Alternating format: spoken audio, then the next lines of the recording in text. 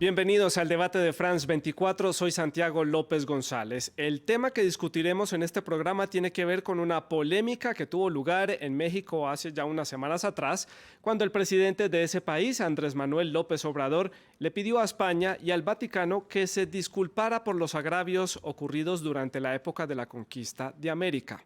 Estas fueron sus palabras. Se haga una revisión histórica, sobre todo que se reconozcan los agravios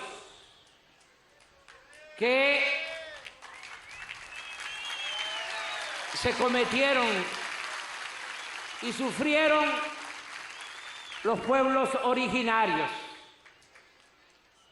que haga la corona española este reconocimiento y lo mismo la Iglesia Católica.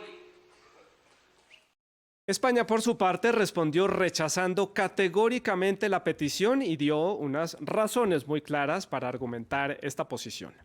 El jefe del Estado, el rey Felipe VI, no tiene que pedir perdón a ningún país y no va a ocurrir esto, cosa que ha dejado clara el Gobierno en el comunicado que desde ayer tienen ustedes del Ministerio de Asuntos Exteriores. Reabrir estas heridas del pasado, hermanar a través del reclamo histórico, ¿debe España pedir perdón por la conquista de América, Filipinas y Guinea Ecuatorial? Ese es nuestro tema de debate aquí en France 24 y por eso están con nosotros en el estudio el señor José Manuel Azcona, historiador de la Universidad Rey Juan Carlos de la ciudad de Madrid. También está con nosotros Yaku Sigindioy. Él es profesor de la Escuela Intercultural de Diplomacia Indígena de la Universidad del Rosario en Bogotá, en Colombia. También es líder indígena. Y también está con nosotros en el estudio Marcela Rebollo. Ella es historiadora y coordinadora del Archivo Histórico Cipriano Rodríguez de la Universidad de La Sabana, también en Bogotá, en Colombia. Por último, pero no menos importante, está conectado con nosotros a través de Skype Luis Fernando Granados, historiador de la Universidad Veracruzana y director de Patrimonio en la Coordinación Nacional de Memoria Histórica y Cultural en México. A los cuatro les agradezco por estar con nosotros aquí en France 24. Gracias por estar con nosotros. Y también les recuerdo que ustedes, los televidentes, pueden participar de este debate, pueden dejar todos sus comentarios y sus preguntas también a través de nuestras cuentas en Twitter y en Instagram. Se las recuerdo, es @France24, _al_piso, ES. Deje todos sus comentarios con la etiqueta numeral el debate F24 y numeral México F24 y también numeral España F24. Vamos a comenzar entonces con la ronda de preguntas y yo quiero comenzar preguntándole a Yaku, ¿debe España pedirle perdón a México, a Filipinas y al resto del continente americano por los hechos ocurridos en la conquista? Muy buenas noches.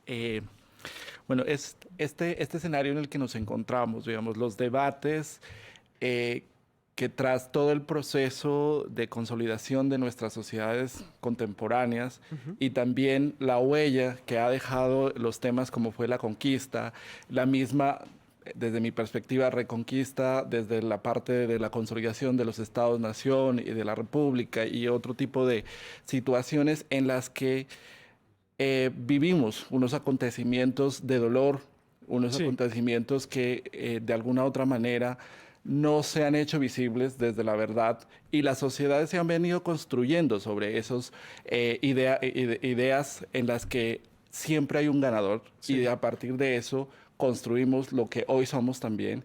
Y yo creo, y desde mi perspectiva, evidentemente es importante iniciar estos procesos de construcción de la verdad que le permitan a la sociedad en el mundo, porque no es solamente España. ¿Sí? Esto es un ejercicio de reconciliación que la humanidad debe construirse sobre sus raíces para poder ver el contexto actual en el que nos encontramos. España está viviendo todo un tema de polarización, de divisiones y demás, y si hay un ejercicio de reconocer esa plurinacionalidad, creo que podrían consolidarse como una nación y demás desde el perdón. Y nosotros creemos que sí es posible. Marcela, ya le doy la palabra. Quiero preguntarle al señor José Manuel Azcona. ¿España debe entonces pedir perdón? No, rotundamente no. Me parece una falacia absoluta y una desubicación del presidente mexicano. Comparto absolutamente las palabras de la vicepresidenta y, por supuesto, del resto de los líderes políticos que se han manifestado en tal sentido, ¿no? Yo no sé cómo va a plantear usted el debate, pero yo soy un académico Sí, sí, sí. Ha llegado al máximo nivel en mi país. Y si hablamos de sentimientos, evidentemente, pues ahí ni entro, ¿no? Cada uno puede sentir.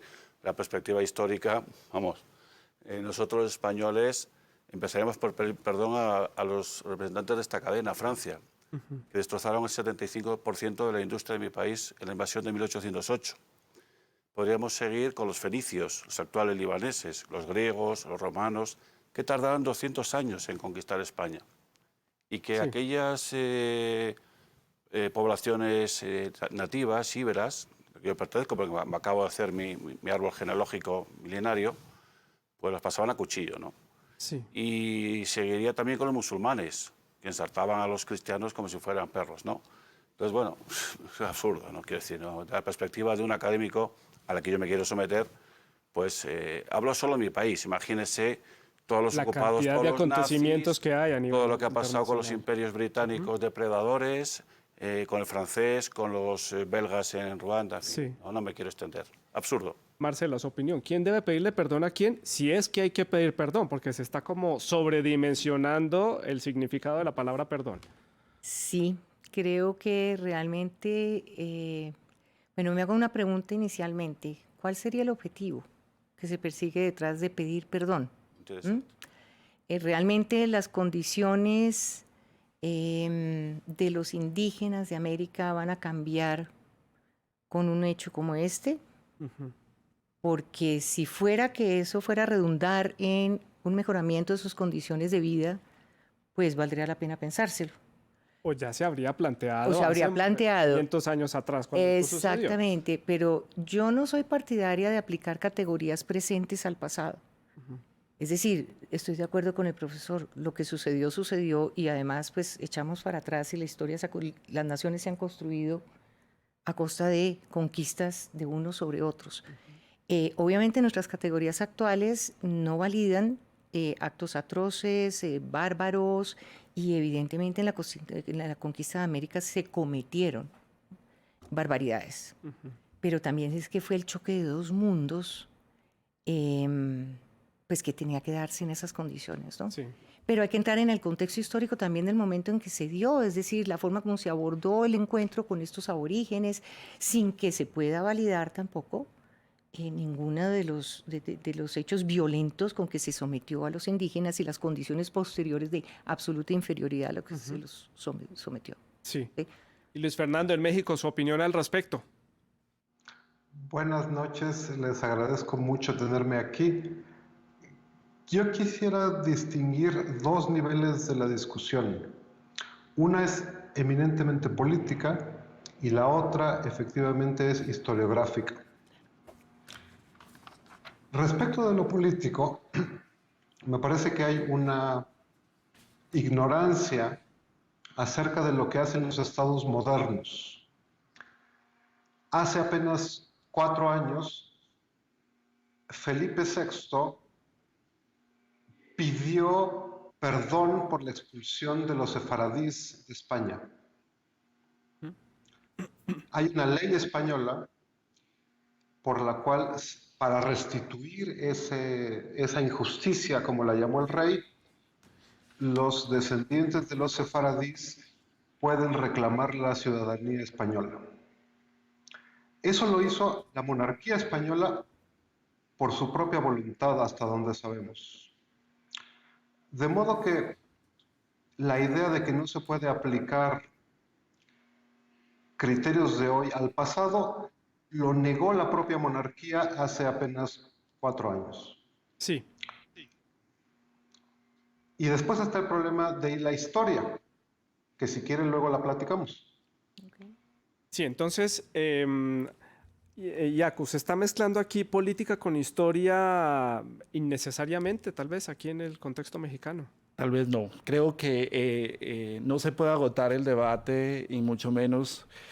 Creo que la apertura de una posición como la que tiene en este momento el presidente de México no es solamente un llamado a una cuestión de coyuntura de envergadura, porque hasta los mismos mexicanos pueden estar cuestionando esta situación del presidente. Yo creo que también ahí hay un llamado a todo Latinoamérica frente a este hecho político, en términos de que es posible repensarnos como sociedades, construyéndonos desde una verdad, y no solamente desde esa linealidad histórica en la que nos hemos construido, porque hay cosas del pasado que nos pueden permitir evolucionar o trascender, ¿no? Y bien usted lo planteaba, si esto hace años lo hubiéramos tomado como una solución, pero nadie la pensó, alguien tenía que actuar.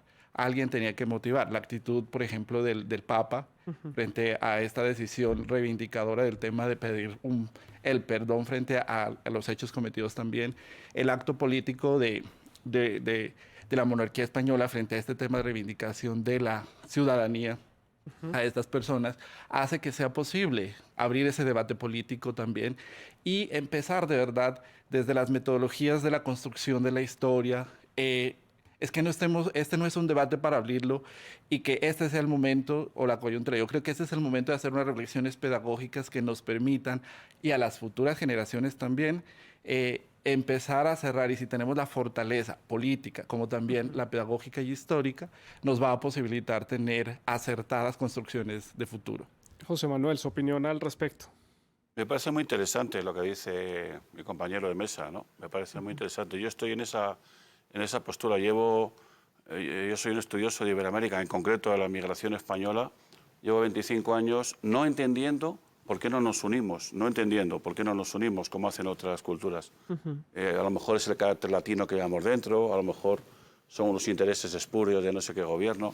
Me parece patético. Llevo 25 años, porque conozco todo el continente, desde Estados Unidos hasta la Patagonia, insistiendo en esta tesis. Yo creo que me parece absurdo. O sea, en lugar de hacer una comunidad, que lo somos, ¿no? Cultural, lingüística, estamos todo el día con, para mí, pequeñeces, con estupideces, con salidas de tonos políticas. Por cierto, hoy en el Financiero de México he leído que el 60% ha rechazado la petición del propio presidente. Un 10% no sabe, no contesta, solo lo apoyan el 30%. Y con respecto a lo que ha dicho el profesor, yo tengo dudas de que la corona haya pedido perdón explícitamente. Tengo dudas. Pero como de lo que no sé no hablo, no insisto, porque yo sigo muy de cerca a la corona.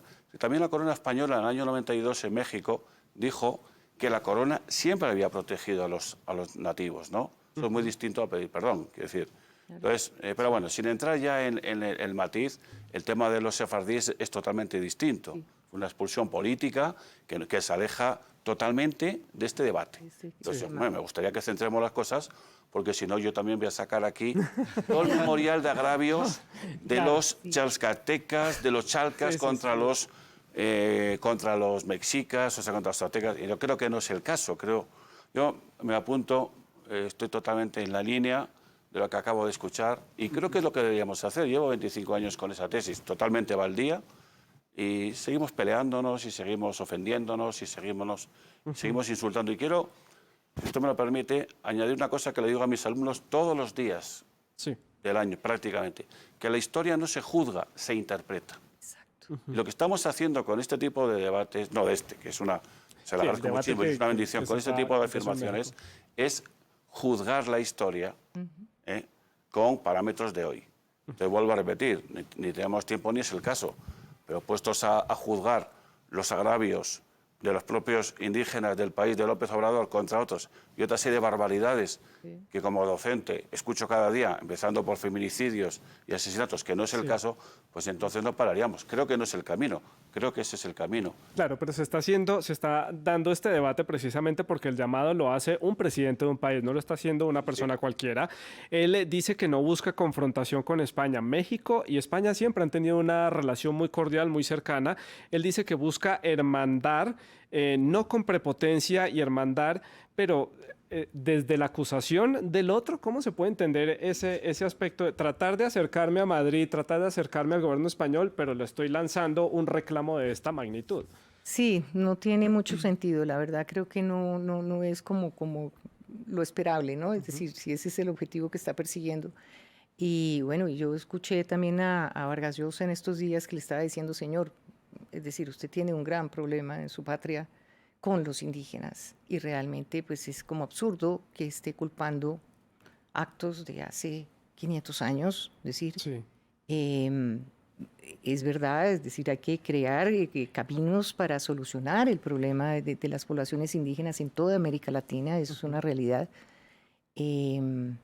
que tienen que lograr ocupar el lugar que les pertenece en la sociedad, integrarse en la sociedad.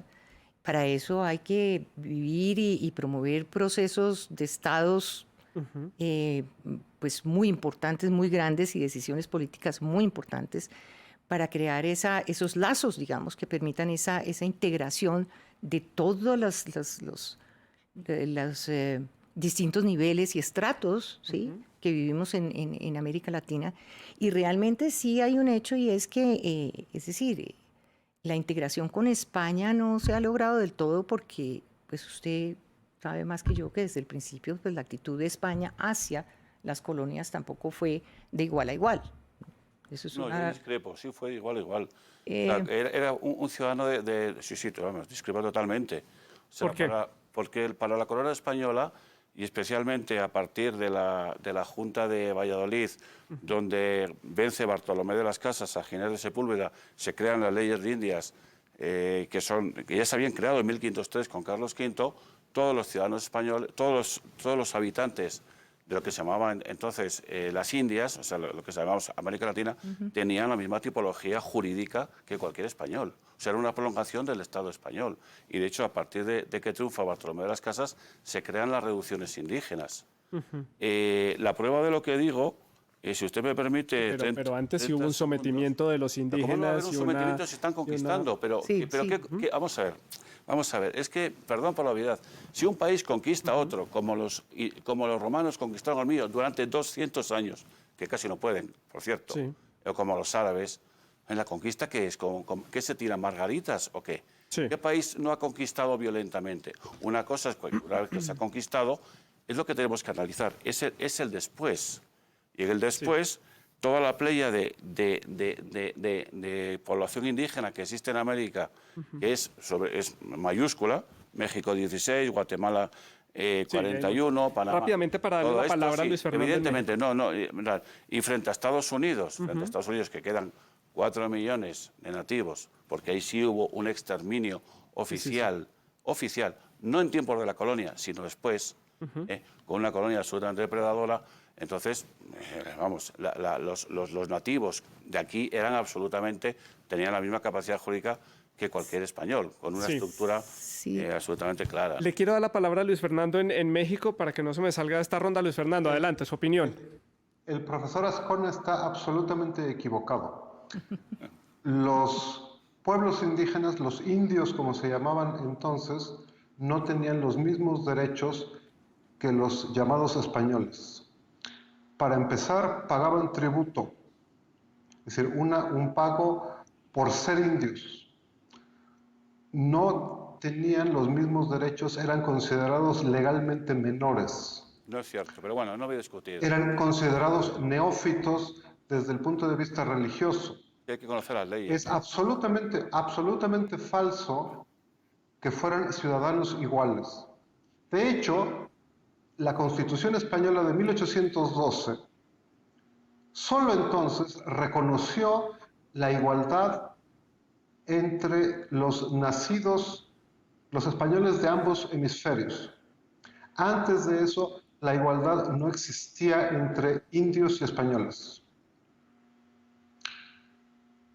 Por otra parte, tenemos aquí un problema de naturalizar la conquista. Ninguna conquista es inocente o buena. No importa si entonces se aceptaba mejor. Hoy sabemos y tenemos la obligación de juzgar y al mismo tiempo comprender.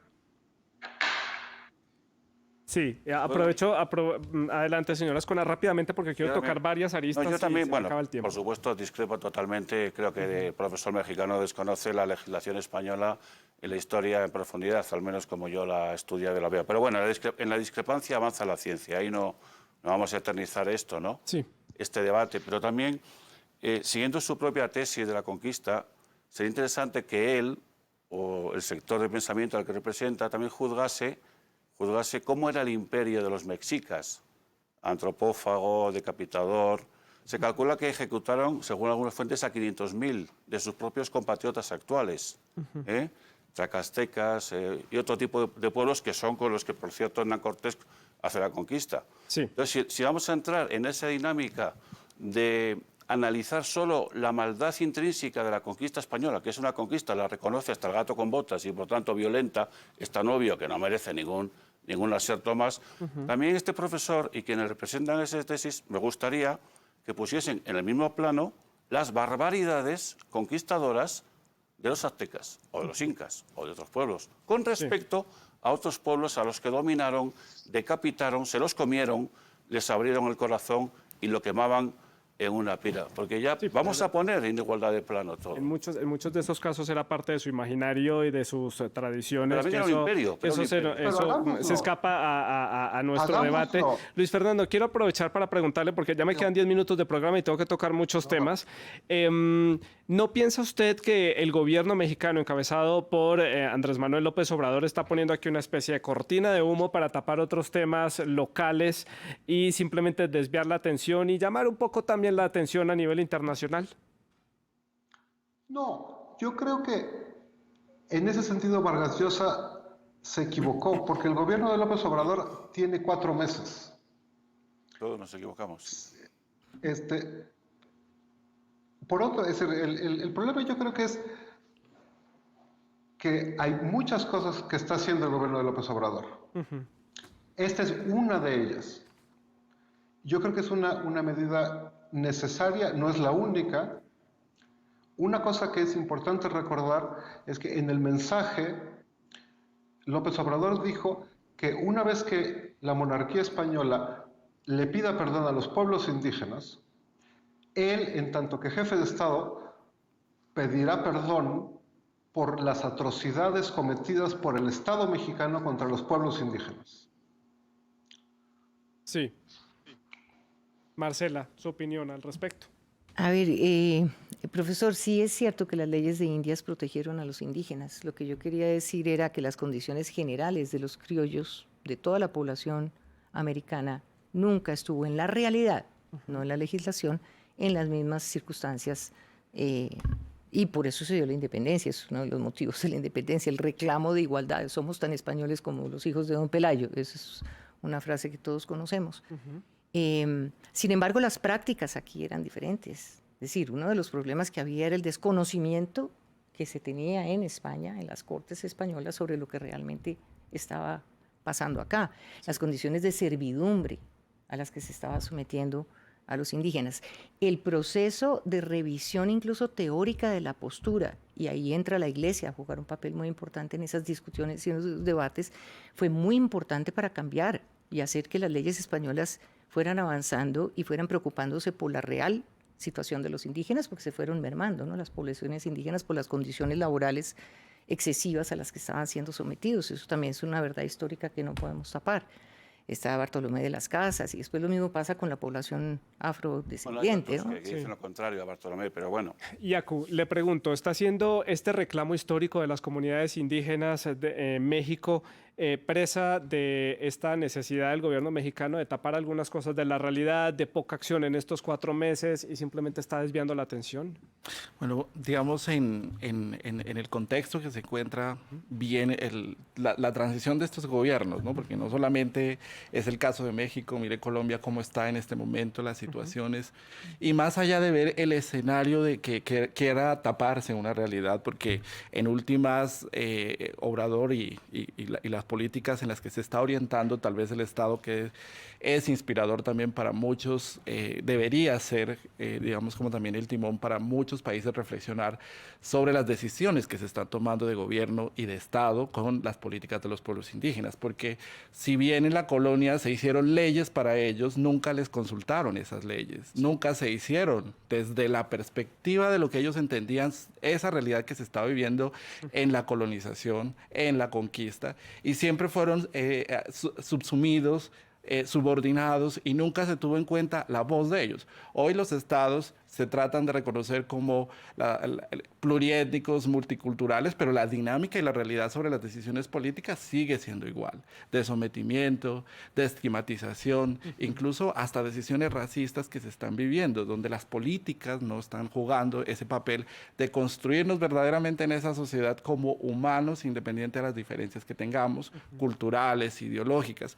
Y creo que si bien puede acotarse esta realidad de que políticamente se está tapando bajo esta lógica de internacional una idea de verdad que en mi concepto, y es un asunto más personal, en el que yo quisiera como también a volcar. Yo creo que la humanidad está invitada a la reconciliación, no solamente a esa huella histórica de dominación y de control que tuvimos por la conquista. Sí. Hoy la realidad también está con la naturaleza. Pues digamos que ya no tenemos solamente una batalla de humanos, tenemos una realidad de que la naturaleza nos está llamando al orden.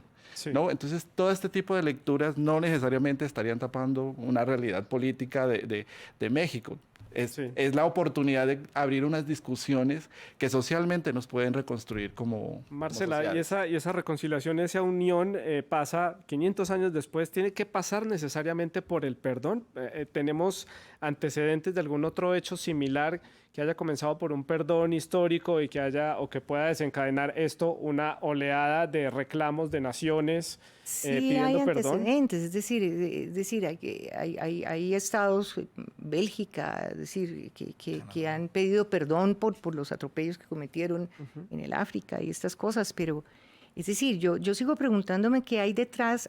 Es importante que los grandes imperios reconozcan los errores que cometieron tal vez en la forma, pero lo que usted dice, la interpretación de la historia, es decir, es que uno entra a estudiar el contexto de cómo se veía el choque de los dos mundos, cómo se veían nuestras poblaciones aborígenes en ese encuentro de los dos mundos, y uno tiene que decir, bueno, hay cosas que no podemos validar, pero se justificaron en ese momento, se veían.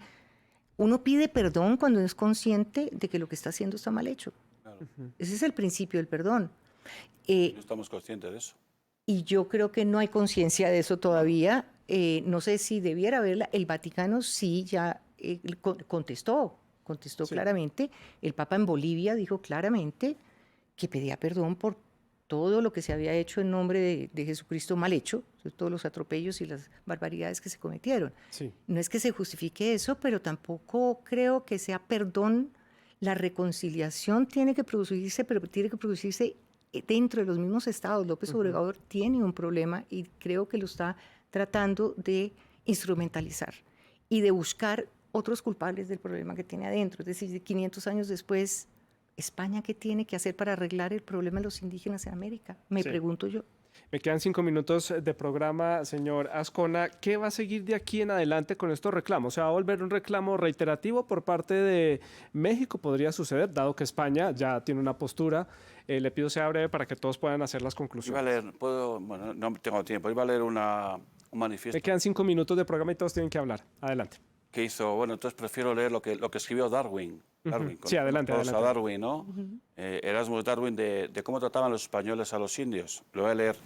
Vivió entre 1731 y 1802. Es muy breve y prefiero, paso mi respuesta a lo anterior. En mis viajes por el inabarcable imperio español he quedado admirado de cómo los españoles tratan a los indios como a semejantes, incluso formando familias mestizas y creando para ellas hospitales y universidades. He conocido alcaldes y obispos indígenas y hasta militares, lo que redunda en la paz social, bienestar y felicidad general que ya quisiéramos para nosotros en los territorios que con tanto esfuerzo los vamos arrebatando. Parece que las nieblas londinenses nos nublan el corazón y el entendimiento, mientras que la claridad de la soleada España les hace ver y oír mejor a Dios. Sus señorías deberían considerar la política de despoblación y exterminio, ya que a todas luces la fe y la inteligencia española están construyendo, no como nosotros, un imperio de muerte, sino una sociedad civilizada que finalmente terminará por imponerse como por mandato divino. No tengo nada más. Luis Fernando, en México, adelante, su opinión. ¿Qué va a suceder de aquí en adelante? ¿Se vuelve un reclamo reiterativo de México o este capítulo queda cerrado acá? Yo espero que sea el inicio de una discusión en México, en América Latina y en España que nos lleve a replantear, a repensar la conquista, el racismo, la desigualdad en la que viven los indígenas, las personas que denominamos mestizos y las personas que denominamos de origen europeo. Yo espero que esto provoque más discusiones y que podamos superar la arrogancia imperial que sigue existiendo en España y en muchas partes en México, en América Latina. Esto ya es una ofensa. Sí. Esto ya Señor Siguindoy, su opinión al es respecto. una ofensa ya, vamos. Creo que es importante, digamos, este momento y creo que la invitación nos va a posibilitar a reconstruirnos en términos de la identidad de lo que somos como seres humanos. Yo creo que el debate empieza y creo que América Latina y muchas reflexiones nos pueden llevar a verdaderamente a que estos actos simbólicos le permitan trascender a la sociedad. Marcela, la dejo para el cierre, su opinión. ¿Qué va a suceder aquí en adelante con esta discusión? No sé, pero creo que no le debemos dar tanta vuelta al tema. Es decir, América Latina es un continente mestizo por definición.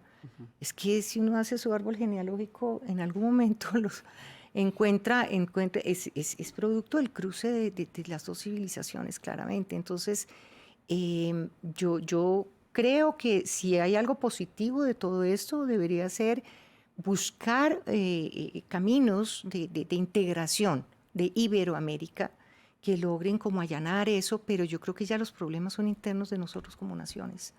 De verdad, es decir, que contemos con una cooperación especial de España. Sí debe haber un reconocimiento de que hay episodios de la conquista que contradicen lo que dice Darwin, porque pues los datos históricos y las crónicas están ahí y no se pueden tapar con el sol. Yo en el archivo tengo miles de papeles que refutarían una visión. Yo también tengo miles. Tengo miles que sustentan esto. Y sería interesantísimo confrontar las dos versiones, porque tenemos las dos. Yo sé que usted tiene unos y yo tengo otros que muestran una visión distinta.